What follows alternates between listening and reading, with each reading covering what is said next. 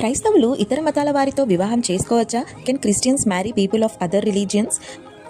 మీలో చాలామంది ప్రశ్న అడుగుతున్నారు, క్రైస్తవులు ఇతర మతాల వారితో వివాహం చేసుకోవచ్చా? ఇది చాలా సీరియస్ మరియు ప్రాక్టికల్ లైఫ్లో ఎదురయ్యే విషయం. ఇవాళ మనం బైబిల్ ఏం చెబుతుందో చూద్దాం. ప్రేమలో, చదువులో, ఉద్యోగంలో కలిసినప్పుడు వేరే మతానికి చెందిన వారితో క్రైస్తవ యువతీ యువకులు పెళ్లి గురించి ఆలోచిస్తారు.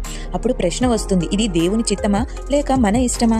బైబిల్ ఈ విషయంపై స్పష్టంగా చెబుతుంది. 2 కొరింథీయులకు రాసిన పత్రిక 6వ అధ్యాయం 14వ వచనంలో, అవిశ్వాసులతో ఒక జూయులో బంధింపబడకుడి. అంటే విశ్వాసి అవిశ్వాసి ఒకే బంధంలో కలిస్తే జీవితంలో అనేక సమస్యలు వస్తాయి అని హెచ్చరిస్తోంది. పాత నిబంధనలో కూడా ఇశ్రాయేలీలు ఇతర జాతుల వారితో పెళ్లి చేసుకోవద్దని దేవుడు చెప్పాడు.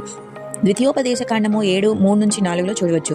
ఎందుకు సమస్య వస్తుంది? విశ్వాసంలో ఒకరికొకరు కలిసిపోవడం కష్టమవుతుంది. కుటుంబంలో ప్రార్థన, ఆరాధన, పిల్లల పెంపకం మీద భేదాభిప్రాయాలు వస్తాయి. ఒకరికి యేసు ప్రధానుడైతే మరొకరికి వేరే మతాచారులు ప్రధానమవుతాయి. మరి సరైన దృక్పథం ఏంటి? ఇది కేవలం మతం విషయం కాదు, విశ్వాసం విషయం. బైబిల్ చెబుతున్నది ఏమిటంటే, క్రైస్తవులలోనే యేసు మీద విశ్వాసం ఉన్న వారిలోనే వివాహం చేసుకోవాలి. అందుకే క్రైస్తవులు ఇతర మతాల వారితో వివాహం చేసుకోవచ్చా అన్న ప్రశ్నకు సమాధానం స్పష్టంగా బైబిల్ చెబుతుంది, కాదు. ఇది డిసిప్లైన్ కోసం కాదు, మీ జీవితం అంతా దేవుని చిత్తంలో ఆనందంగా ఉండటానికి.